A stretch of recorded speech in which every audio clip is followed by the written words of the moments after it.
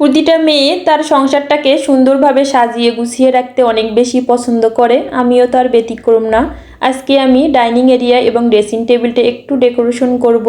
কিভাবে সাজালাম সব কিছু আজকের ভিডিওতে থাকছে। সো হ্যালো এভরিওয়ান, আসসালামু আলাইকুম।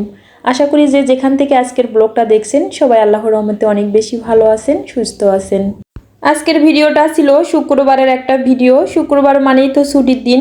ছুটির দিনে সংসারের কাজগুলো তুলনামূলকভাবে একটু বেশিই থাকে অন্যান্য দিনের তুলনায়। শুক্রবার যেহেতু সবাই বাসায় থাকে, রান্না বাড়ার পাশাপাশি বাসাটাকে সুন্দরভাবে গোছানো সব কিছু মিলে অনেক বেশি কাজ করতে হয়।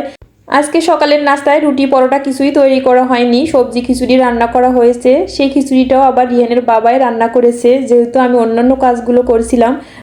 প্রতিদিনই তো কম বেশি সংসারের এই কাজগুলো করা হয়, তবে শুক্রবারে আমি চেষ্টা করি পুরো বাসাটা একটু ডিপ ক্লিন করতে। বাসা চেঞ্জ করার পর একটু একটু করে এত কিছু কিনছি, তবুও যেন কেনা শেষই হচ্ছে না। ডাইনিং এরিয়ার জন্য এই পর্দাগুলো কেনা হয়েছে। অফ ক্যামেরায় আমি পর্দাগুলো দরজায় সেট করে নিয়েছি। এখন আমি ড্রয়িং রুমে চলে আসলাম। এসে দেখি রিহান সব কিছু এলোমেলো করে রেখে দিয়েছে। সকালে এখানে ওকে নাস্তা করতে দিয়েছিলাম। বাসায় বাচ্চা থাকলে তো সব কিছু এলোমেলো করবে, এটাই স্বাভাবিক। আর আমার শুধু কাজ সব কিছু গুছিয়ে রাখা। এই তো আমি এখন সোফাগুলো সুন্দরভাবে গুছিয়ে রেখে দিচ্ছি। অনেক আপুরাই বলে যে কিভাবে আমি এত সুন্দর করে সব সময় গুছিয়ে পরিপাটি করে রেখে দেই। আসলে যখনই আমি দেখি কোনো জায়গায় একটু এলোমেলো হয়ে আছে, তখনই আমি চেষ্টা করি যে সেই জায়গাটা একটু ঠিক করে রেখে দিতে। একটা সুন্দর পরিপাটি বাসা সবাই কিন্তু অনেক বেশি পছন্দ করে। সেই বাসার ফার্নিচারটা হোক কম দামি অথবা বেশি দামি, যদি সেই বাসাটা সুন্দরভাবে সাজানো গোছানো থাকে সবাই অনেক বেশি পছন্দ করে। সব সময় যে শুধু দামি ফার্নিচার দিয়ে বাসাটা গুছিয়ে রাখতে হবে এমন তো কোনো ধরাবাঁধা নিয়ম নেই। তবে দেখতে হবে যে বাসাটা সুন্দরভাবে গোছানো আছে কি না। এক আপু আমাকে কমেন্ট করেছিলেন সোফার উপরের অংশের ডিজাইনটা একটু দেখতে চেয়েছিলেন, এক নজর আমি দেখিয়ে দিলাম।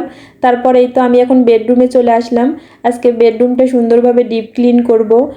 একটা ভেজা টাওয়াল দিয়ে আমি বেডের উপরের অংশের ডিজাইনটা একটু মুছে নিয়েছি, তারপর বেডশিটটা চেঞ্জ করে দিলাম।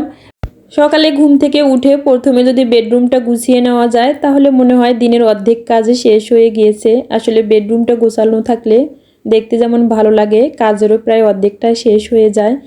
যারা এখন পর্যন্ত আমার এই ভিডিওটি ধৈর্য সহকারে দেখছেন অথবা শুনছেন কিন্তু লাইক দিতে ভুলে গিয়েছেন, প্লিজ আমার ভিডিওটিতে একটা লাইক দিয়ে সম্পূর্ণ ভিডিওটি দেখার অনুরোধ রইল।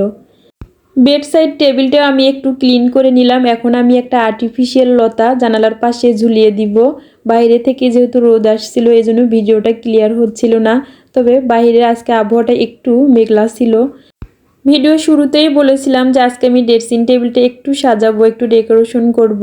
ড্রেসিং টেবিলের উপরে যা যা কসমেটিক্সগুলো ছিল এগুলো একটু আমি ডিপ ক্লিন করে পাশে রেখে দিচ্ছি। এখন ড্রেসিং টেবিলটা একটু ডিপ ক্লিন করে নেব অফ ক্যামেরায়। রিহানকে স্কুল থেকে নিয়ে আসার সময় আমি এই বাস্কেটটা কিনে নিয়ে এসেছি। বাস্কেটটার প্রাইস ছিল 150 টাকা, দেখতে বেশ ভালোই লাগছিল। এখানে ড্রেসিং টেবিলের উপরেও আমি অনেক কিছু সুন্দরভাবে সাজিয়ে রাখতে পারবো, তাছাড়া ডাইনিং টেবিলেও এটা সাজিয়ে রাখতে পারবো। বিভিন্ন অনলাইন পেজগুলোতে এই বাস্কেটগুলোর প্রাইসটা অনেক বেশি থাকে, তবে আমি যেহেতু 150 টাকা দিয়ে কিনেছি আমার কাছে মনে হয় প্রাইসটা একটু কমই ছিল।